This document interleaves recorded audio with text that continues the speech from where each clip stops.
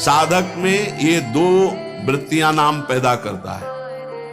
पहला, अंतःकरण के सारे दोषों को भगाना। दूसरा, अंतःकरण में दैवी संपदा के सद्गुण स्थापित करना। तुम्हें नहीं करना, वो नाम कर रहा है, पर तुम चुप रहो। पर यहां चुप रहा नहीं जाता, विचलित हो जाते हैं। जहां असत प्रेरणा हुई तो या तो ऐसी क्रिया कर दी या वो ऐसे दुखी हो गए, हमारे मन में तो ऐसा आता है वैसा। चुप रहो, ऑपरेशन शुरू है तो मवाद निकलेगा, गंदगी निकलेगी, और जो गंदगी निकलेगी तो फिर अच्छे से वो घाव भर जाएगा। जितना दोष निकल रहा है उतना ही सद्गुण आ रहा है। अंतःकरण में भागवतिक सद्गुणों की प्रतिष्ठा होने में देर नहीं लगेगी। किसको? जो नाम जपने के साथ नाम का ध्यान करता है या नाम जपने के साथ रूप का ध्यान करता है। अब उसके हृदय में भगवत स्वरूप, पवित्रता, शांति, संतोष, निर्भयता, निश्चिंतता, समस्त दैवी संपदा प्रकाशित हो गई। अब तो एक एक नाम के साथ उसको स्वाद मिलने लगा और दिव्य स्वरूप भगवान का उसके हृदय में झलकने लगा। अब भगवान के रूप की प्रतिष्ठा उसके मानस नेत्रों में हो गई। लीला में प्रवेश, सेवा का अधिकार, सब भाव स्वरूप की जागृति, सब पूरा का पूरा प्रकरण ध्यान से बार बार सुनना। जब कोई साधक नाम जब प्रारंभ करता है, नाम जाकर के अंदर ज्ञान जागृति नहीं करता। प्रारंभ में सुप्त वासना प्रवृत्तियां जो छुपी उनको जागृत करता है। उठ और भाग यहां से। अब वो कुसंस्कार, दुर्गुण, दुराचार दल के दल वहां हैं अंतःकरण में। जैसे जैसे साधक नाम जब बढ़ाता है वैसे वो अपने बल के साथ प्रकट होते हैं। परमार्थ का साधक यदि सत्संगी नहीं हुआ तो वो समझता है कि ये तो बहुत बड़ा विघ्न सामने उपस्थित हो गया, हृदय जल रहा है और पाप वासनाएं इतनी बढ़ती जा रही। साधक में प्रारंभ में इनका परिचय ना होने के कारण वो पराजित होने लगता है कि अब तो बहुत गंदी बातें आ रही हैं, भजन रोक दो।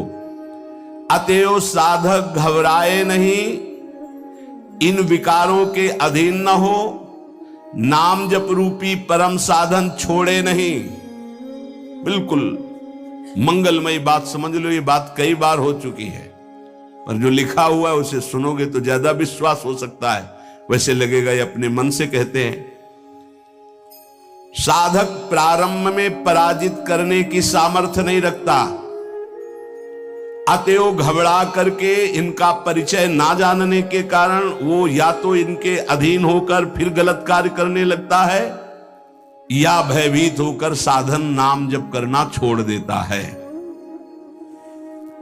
किंतु यदि गुरु कृपा पात्र साधक प्रभु के नाम की वास्तविक महिमा जो सुन चुका है, ऐसा अवसर जब आता है कि हृदय में बड़ी गंदी बातें, बड़ा प्रपंच उदय हो रहा है, तो वो समझने लगता है नाम काम कर रहा है, नाम काम कर रहा है। अब हमारा हृदय खाली हो रहा है, ये वासनाएं निकल रही हैं, समस्त हे गुण, दुर्गुण, दुराचार प्रवृत्तियां नष्ट हो रही हैं। बार बार वही हमने अनंत जन्मों में किया, इसलिए बार बार वही आ रहा है, आ नहीं रहा, वो जा रहा है, हर वृत्ति जा रही है। अतएव और नाम उच्चारण बढ़ाए और सत्संग सुने, जिससे हिम्मत बनती जाएगी, घबराओगे नहीं।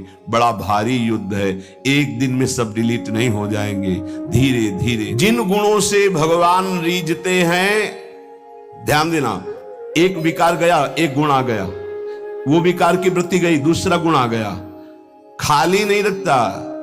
ये बड़े काम की बात है। जैसे जैसे नाम जब चलेगा, दुर्गुण, दुराचार, दुर्विचार, पाप प्रवृत्ति खाली हुई, उतने में सद्गुण सदाचार आके बैठ गया कि अब दोबारा उसको जगह नहीं मिलेगी।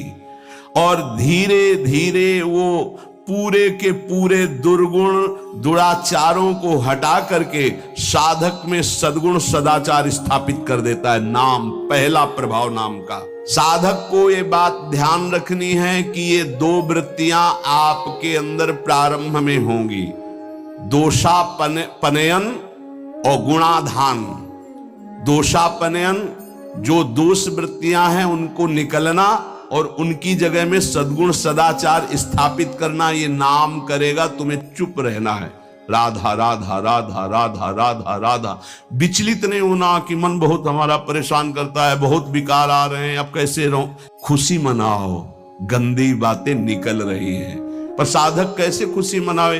वो तो मन में तदात्म में, तो मन में जलन हो रही है और वो निकल रहे हैं तो वो समझ रहा है आ रहे हैं, और फिर वो उनसे या तो द्वेष कर बैठता है या तो राग। द्वेष कर बैठता, क्यों आ रहे हैं, क्यों ऐसा ऐसा, उनकी सत्ता दृढ़ हो रही, और या फिर उसी आचरणों में लग जाता है तो रागात्मक या द्वेषात्मक वृत्ति से वो टिक जाते हैं, खाली नहीं हो पाते। इसीलिए लंबा समय निकल जाता है, कोई लाभ उसको समझ में नहीं आता। साधक में ये दो वृत्तियां नाम पैदा करता है। पहला, अंतःकरण के सारे दोषों को भगाना। दूसरा, अंतःकरण में दैवी संपदा के सद्गुण स्थापित करना। तुम्हें नहीं करना, वो नाम कर रहा है, बस तुम चुप रहो। पर यहां चुप रहा नहीं जाता, विचलित हो जाते हैं। जहां असत प्रेरणा हुई तो या तो ऐसी क्रिया कर दी या वो ऐसे दुखी हो गए, हमारे मन में तो ऐसा आता है वैसा। चुप रहो, ऑपरेशन शुरू है तो मवाद निकलेगा, गंदगी निकलेगी, और जो गंदगी निकलेगी तो फिर अच्छे से वो घाव भर जाएगा। जितना दोष निकल रहा है उतना ही सद्गुण आ रहा है। कितना सुंदर बात है, अगर ये न समझ पाए तो परेशानी पड़ जाएगी। बिल्कुल निश्चिंत रहिए, तुम्हारे अंदर काम क्रोध लोभ जो भी दोष दिखाई दे रहे हैं, आ नहीं रहे, जा रहे हैं, जा रहे हैं, और वो जगह खाली नहीं हो रही, वहां दैवी संपदा भर रही, जिससे भगवान प्रसन्न होते हैं। यदि हम नामोच्चारण के साथ साथ नाम का ध्यान शुरू कर दें तो और जल्दी दिव्य सद्गुण आ जाएंगे। अंतःकरण में भागवतिक सद्गुणों की प्रतिष्ठा होने में देर नहीं लगेगी। किसको? जो नाम जपने के साथ नाम का ध्यान करता है या नाम जपने के साथ रूप का ध्यान करता है। दुर्गुणों दुराचारों की जो प्रवृत्तियां हैं, बहुत सुंदर सुगम उपाय है उनके निकालने का नाम जप। नाम जप से ही निकलते हैं। सद्गुण सदाचार ये खाली हृदय में आकर बैठने लगते हैं। बहुत बढ़िया प्रक्रिया है, बस समझ लो, कोई प्रश्न नहीं रह जाएगा। जैसे जैसे तुम्हारा भगवत चिंतन अधिक बढ़ेगा तो काम क्रोध लोभ मोह मद मत्सर ये पूरा का पूरा अपना प्रभाव दिखा के नष्ट हो जाएंगे। ये पूरे के पूरे नष्ट हो जाएंगे, ऐसा शब्द नहीं आया, प्रभाव दिखा के नष्ट हो जाएंगे। जितना इनमें पावर हो पूरा पावर दिखाएंगे तुम्हें परास्त करने के लिए। नाम छोड़ दो, संसार में आ जाओ। पर जो साधक जमा रहता है, राधा राधा राधा, अब उनके अनर्थ और दुष्परिणाम और अनिष्ट चिंतन ये सब कुछ छूट गया। नाम से पूर्व पाप भस्म हुए, वर्तमान का जो अनर्थ है, दुष्परिणाम है, अनिष्टकारी चिंतन है, वो छूट गया। अब उसके हृदय में आनंद का प्रादुर्भाव हुआ। अब उसके हृदय में भगवत स्वरूप पवित्रता, शांति, संतोष, निर्भयता, निश्चिंतता, समस्त दैवी संपदा प्रकाशित हो गई। अब तो एक एक नाम के साथ उसको स्वाद मिलने लगा और दिव्य स्वरूप भगवान का उसके हृदय में झलकने लगा। अब भगवान के रूप की प्रतिष्ठा उसके मानस नेत्रों में हो गई। पूरा का पूरा प्रकरण ध्यान से बार बार सुनना। अब उसके हृदय में जो आनंद आया, उस आनंद में उसे आत्मस्वरूप का बोध हो जाता है। मन अद्भुत आनंदित, तो भगवत दृष्टि जागृत हो गई। ये दो अधकचरी दशा के नाम जापक होते हैं, इनकी बड़ी दुर्दशा होती है। मुख से तो नाम उच्चारण करते हैं और शरीर के आचरण करते हैं, वही जो मन बुद्धि कहते हैं, तो उनका वास्तविक नाम जप नहीं हो पाता।